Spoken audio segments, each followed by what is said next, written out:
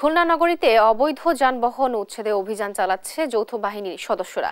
বিস্তারিত জানাতে যুক্ত হচ্ছেন সহকর্মী নূর ইসলাম রকি।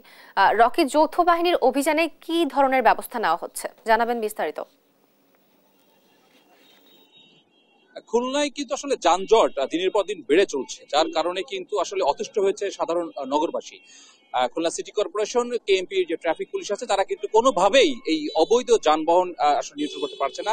সব থেকে বেশি নগরীতে যে ভোগান্তিটা হচ্ছে সেটা হচ্ছে যে ব্যাটারি চালিত যে এইজি বাইকগুলো আছে, যার কারণে আমরা একটি পরিসংখ্যান পেয়েছি, যেখান থেকে জানতে পেরেছি যে বৈধভাবে সিটি কর্পোরেশন প্রায় 10,000 ইজি বাইকের অনুমোদন দিয়েছে, কিন্তু এর প্রায় 3 থেকে 4 গুণ ইজি বাইক কিন্তু নগরীতে আসলে চলাচল করছে, যার কারণে আসলে প্রতিনিয়ত যানজটের পাশাপাশি কিন্তু আপনার দুর্ঘটনা সৃষ্টি হচ্ছে।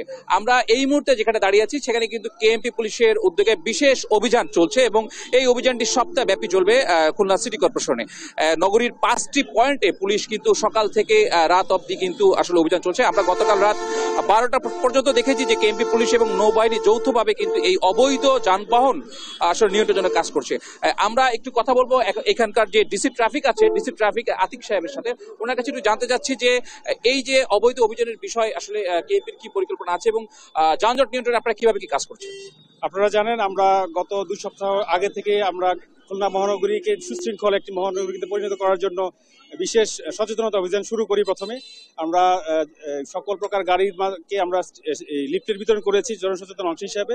এর পরবর্তীতে আমরা এই সপ্তাহ শুরু থেকে অবৈধ যানবাহনের বিরুদ্ধে অভিযান সহ তাদেরকে সচেতন করার মাধ্যমে যাতে এই অবৈধ যানবাহন এই শহরের ভিতর দিয়ে চলাচল না করে তার জন্য আমরা অভিযান পরিচালনা শুরু করেছি। এখন পর্যন্ত আমরা 200 শতাধিক অবৈধ যানবাহন আটক করেছি এবং এগুলোর বিরুদ্ধে মামলা হয়েছে এবং এই কার্যক্রমটি বর্তমানে চলমান রয়েছে। অবৈধ যে ইজি বাইক আছে, এগুলো নিয়ন্ত্রণ আসলে হিমশিম খাচ্ছে আপনারা এবং এদের কোনো লাইসেন্স আসলে জাল হচ্ছে এমন অভিযোগ আমাদের কাছে আছে। এই বিষয়ে কি বলবেন? আমরা যতটুকু জেনেছি, আমাদের এই খুলনা মহানগরীতে 10,000-এর মতো ইজি বাইককে সিটি কর্পোরেশনের মাধ্যমে অনুমোদন দেওয়া হয়েছে।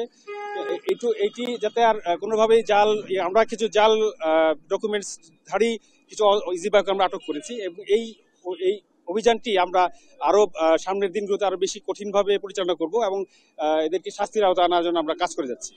ধন্যবাদ। দর্শক, আপনারা যেমনটি শুনছিলেন যে খুলনা শহরে যানজট নিয়ন্ত্রণের জন্য সব থেকে বেশি কিন্তু গুরুত্বপূর্ণ ভূমিকা আসলে রাখতে পারে ইজি বাইক নিয়ন্ত্রণ রাখা, এবং এই ইজি বাইক যদি নিয়ন্ত্রণ আসলে না হয় তাহলে কোনোভাবেই কিন্তু যানজট এবং দুর্ঘটনা আসলে প্রতিরোধ করা সম্ভব না। যার কারণে খুলনা সিটি কর্পোরেশন কিন্তু এটি বিশেষ উদ্যোগ নিয়েছে, ডিজিটাল নাম্বার প্লেট, এবং পাশাপাশি কেএমপি পুলিশ কিন্তু অবৈধ বা জাল লাইসেন্সের জন্য ইজি বাইক চলাচল না করে সে বিষয়ে ব্যবস্থা নিয়েছে। তো খুলনা থেকে অবৈধ যানবাহন নিয়ে এটা ছিল আমার কাছে সর্বশেষ সংবাদ।